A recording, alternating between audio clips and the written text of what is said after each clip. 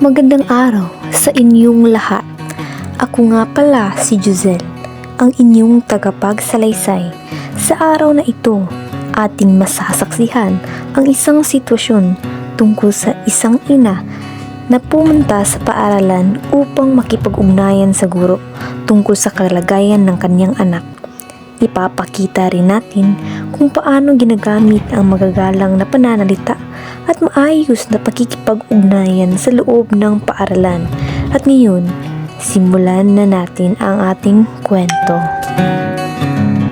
Unang eksena, pagdating ng ina, nakatayo si Marcos sa pasukan ng isang paaralan bilang gwardya.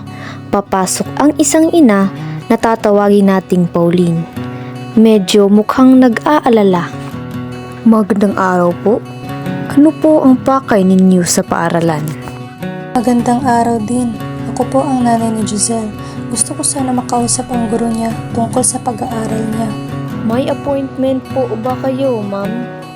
Wala po, pero importante po kasi ang pag-uusapan namin.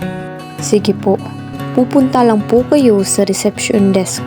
Doon po kayo tutulungan ng receptionist. Sige po, maraming salamat. Ikalawang eksena. Sa reception desk, lumapit ang ina na si Pauline kay Nice, isang receptionist. Magandang araw po. Welcome sa paaralan. Paano ko po kayo matutulungan? Magandang araw. Ako po ang nanay ni Giselle Faustor.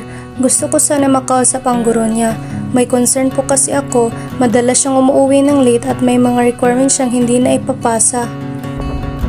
Naiintindihan ko po. Ano po ang iyong pangalan? Pauline Cabaraban po. Salamat. Ma'am, maaari ko po bang makita ang iyong valid ID? Ito po. Inabot ni Pauline ang kanyang valid ID. Salamat. Pakisulat na lang po ng iyong pangalan, oras ng dating, at ang perma niyo po sa logbook. Sige po. Saan po ako pwede magsulat? Ito po ang logbook at ballpen. Pagkatapos niyo po magparehistro, pwede na po kayong maupo sa waiting area. Tawagan ko lang po ang guro ni Giselle. Sige po. Maraming salamat. Pumirma si Pauline sa logbook at tumupo sa waiting area. Pangatlong eksena, pakikipag-ugnayan sa guro. Tumawag si Nice sa faculty room. Magandang araw po, Mr. Marcos. Nandito po ang nanay ni Giselle at gusto niya po kayong kausapin tungkol sa anak niya. Magandang araw, Nice. Sabihin mo po sa kanya na sa guidance office na lang kami mag-uusap. Sige po, Sir Marcos. Salamat.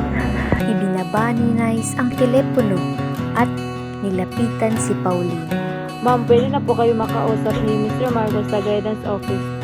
Ako na rin po ang maghahatid sa inyo. Sige po. Maraming salamat. Ikaapat na eksena, pag-uusap ng ina at guro. Dumating na sina Nice at Pauline sa guidance office. Nandyan na sina Mr. Marcos, ang guro, at Giselle, ang anak ni Pauline. Mr. Marcos, nandito na po ang nanay ni Giselle. Magandang araw po, ma'am. Maupo po kayo. Magandang araw po, Sir Marcos. Gusto ko lang po malaman kung bakit laging late umuwi si Giselle at may mga hindi siya na ipapasang requirements. Naintindihan ko po kayo, Giselle. Pwede mo ba sabihin sa nanay mo ang nangyari? Pasensya na po, Nay at Mr. Marcos. May pangkatang aktibidad po kasi kami pagkatapos ng klase. Minsan po hindi ko agad natatapos ang mga requirements ko. Sana nak, sabihin mo sa akin kung may mga gagawin ka pagkatapos ng klase. Nag-alala kasi ako kapag hindi ka kaagad umuwi. Opo, Nay. Simula ngayon, magsasabi na po ako sa inyo. Gagawa rin po ako ng schedule para sa mga gawain ko.